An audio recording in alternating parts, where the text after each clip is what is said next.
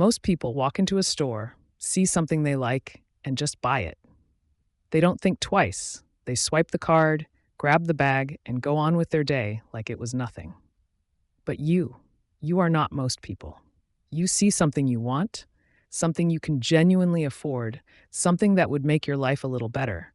And instead of feeling excitement, you feel a knot in your stomach. You put it in your cart, then you take it out. You check your bank account 3 times, even though you already know exactly how much is in there.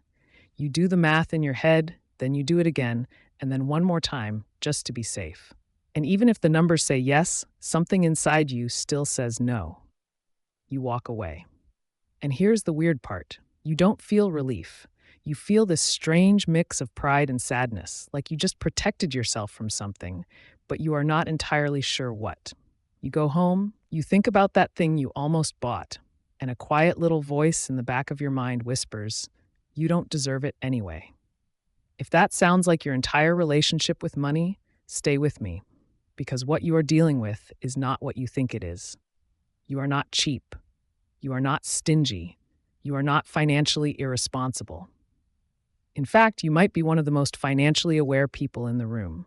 The problem is, your brain has been wired to punish you every single time you try to enjoy the money you worked so hard to earn. And that wiring did not come from nowhere. It came from something very specific, very deep. And once you understand it, you will never look at your spending guilt the same way again. Cognitive psychologists have a term for what is happening inside your head. They call it a scarcity mindset. And no, that does not mean you are broke. It does not mean you grew up in poverty. It does not even mean you currently lack money. A scarcity mindset is a psychological operating system. It is the deep, often unconscious belief that there will never be enough. Not enough money, not enough safety, not enough stability. Your brain, right now, is running a program that was installed years ago, maybe decades ago, and that program has one single directive: protect the resources at all costs. Think of it like this. Imagine your brain is a security guard at a vault. A normal security guard checks IDs, lets authorized people in, and stays calm. But your security guard, the one standing in front of your wallet, has been through some things. This guard was on duty during a break-in once, maybe twice. Maybe the vault was completely emptied when this guard was young and could not do anything about it. So now, this guard trusts nobody. Every purchase, no matter how small, no matter how justified, gets flagged as a potential threat. That is your brain on a scarcity mindset. It is not rational. It is survival software. But here's where it gets really interesting. Researchers at Princeton University conducted a now famous study where they found that scarcity literally changes the way your brain processes information. When your mind believes resources are limited, it tunnels. It narrows your entire focus down to the thing you think you are about to lose. You stop seeing the big picture. You stop weighing pros and cons normally. Your prefrontal cortex, the part of your brain responsible for calm, rational decision-making, gets essentially hijacked by your amygdala, the part of your brain that handles fear and threat detection. So, when you are standing in that store holding a jacket you can clearly afford, your logical brain is saying, "This is fine, buy it." But your survival brain is screaming, "What if you need that money later? What if something goes wrong? What if this is the purchase that finally breaks you?" And because fear is always louder than logic, you put the jacket back. Every single time. Now let us talk about where this actually comes from, because this is the part most people never explore. Your scarcity mindset did not just appear out of thin air. It was built, brick by brick, during your childhood. And it does not require some dramatic origin story. You did not have to grow up in extreme poverty for this to happen. Sometimes all it took was a single sentence, repeated enough times. We cannot afford that. Money does not grow on trees. Do you know how hard I had to work for this? Maybe you watched your parents fight about bills. Maybe you saw your mother hide grocery receipts from your father. Maybe Christmas was always a little quieter in your house than in your friends' houses, and nobody ever explained why. But you felt it. You absorbed it. Children are not stupid.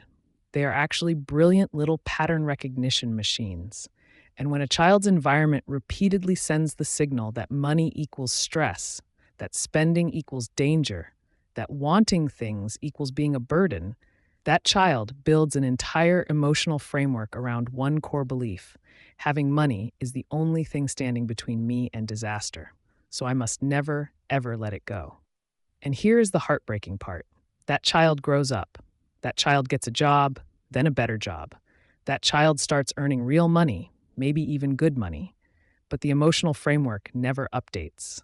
You are literally walking around with a 40-year-old operating system trying to run a modern life.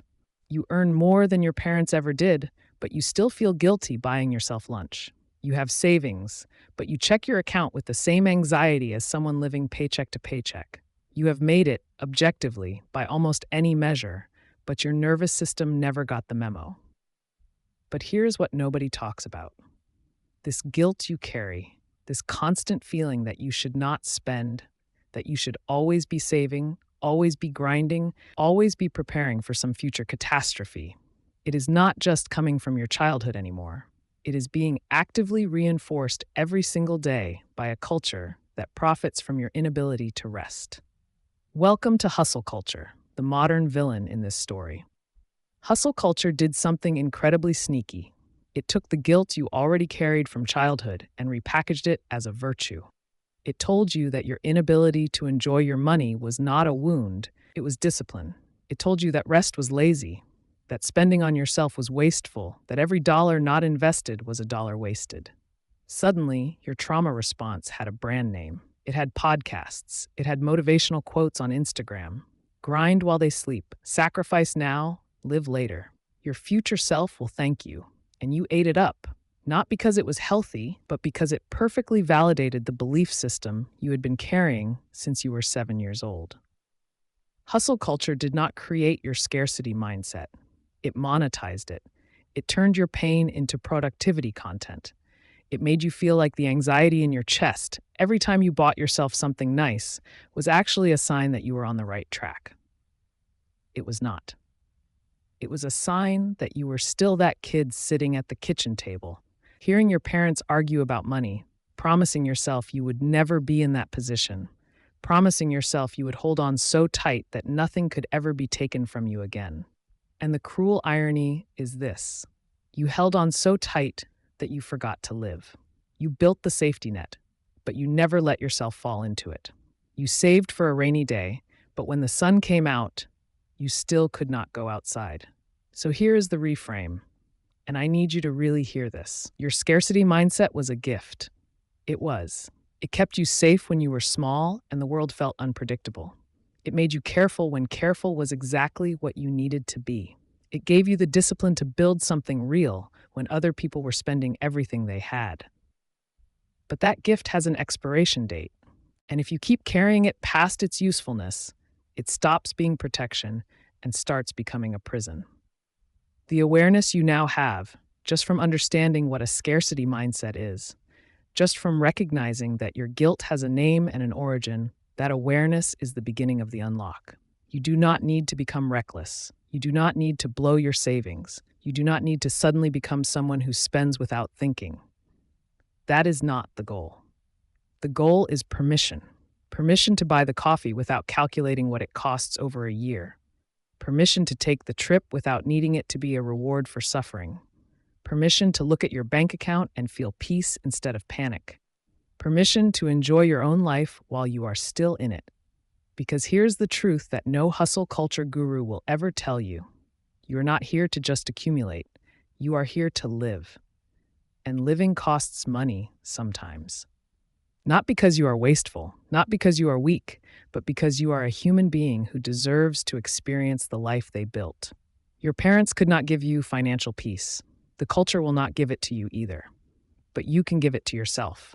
And it starts with one simple, terrifying, revolutionary act: giving yourself permission to live.